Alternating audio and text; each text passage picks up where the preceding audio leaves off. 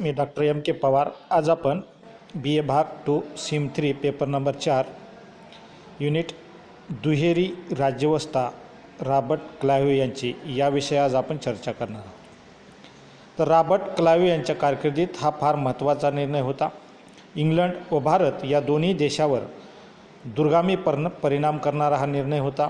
आर्थिक बाबतीत इंग्लंडसाठी हा निर्णय खूप फायदेशीर ठरला, तर भारताचा आणि खास बंगालच्या दृष्टीने घातक, जुलमी आणि पिळवणूक करणारा होता.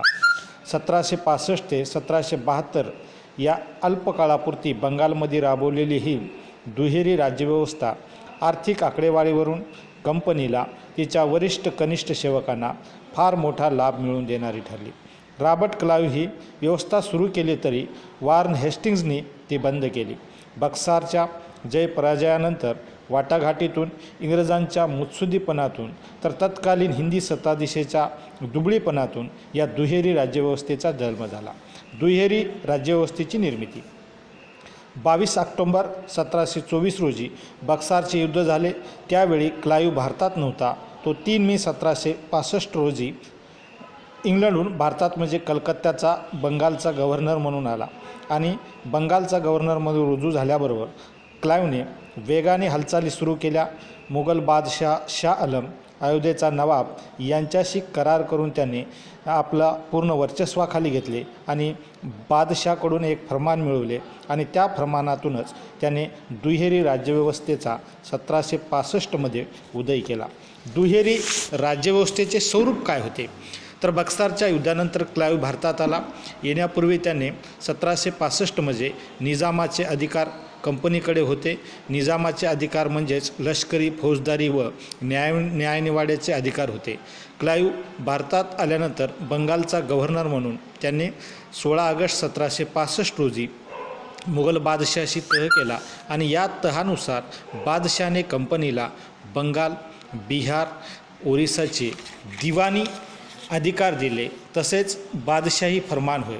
दिवाणी अधिकार म्हणजे कर वसुलीचे अधिकार होत.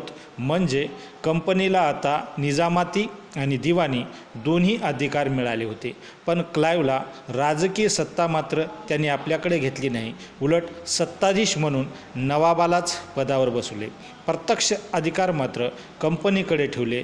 ही दुहेरी न्यायव्यवस्था होय. एकंदरीत पाहता नवाबाला बाजूला करून सर्व सत्ता क्लाइव्हने आपल्याकडे का घेतली नाही? तर बंगालवर इंग्रजाचे स्वार्थाने वर्चस्व निर्माण झाले असले तरी इंग्रजांना त्यांच्या राज्यकारभाराची जबाबदारी अंगावर घ्यायची नव्हती. त्याला अनेक कारणे होते. उदाहरण, असा संपूर्ण कारभार चालविण्यास कंपनीकडे पुरेसे मनुष्यबळ नव्हते.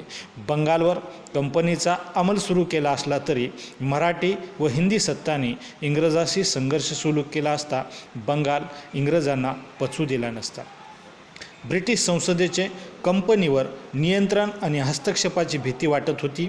ही भीती रास्तही होती, कारण त्यानंतर लवकरच संसदेने तसे निर्णय घेतले होते. क्रमांक 4, शासन.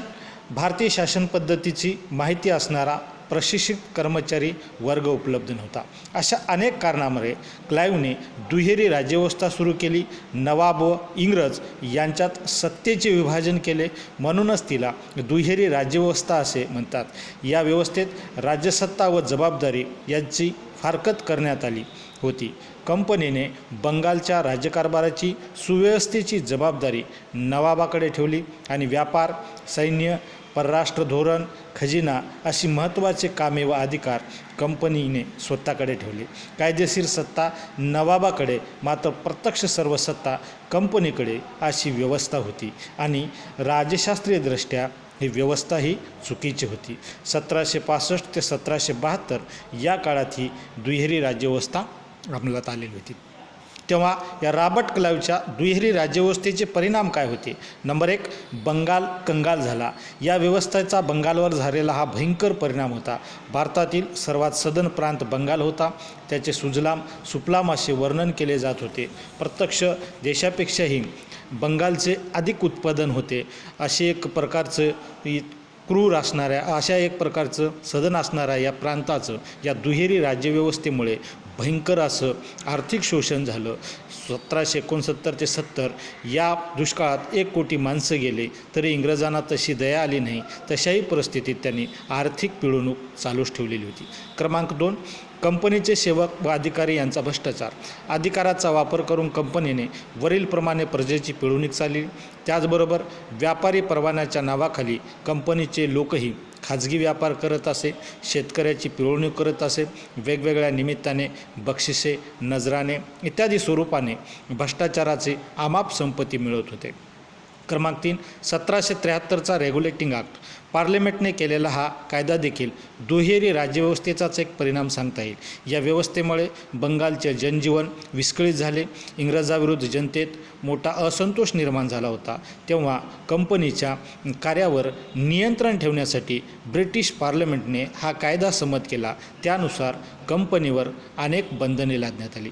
अशा प्रकारे रॉबर्ट क्लाइव्ह यांच्या दुहेरी राज्यव्यवस्थेचे स्वरूप आणि परिणाम आपणास थोडक्यात वरीलप्रमाणे सांगता येईल. धन्यवाद.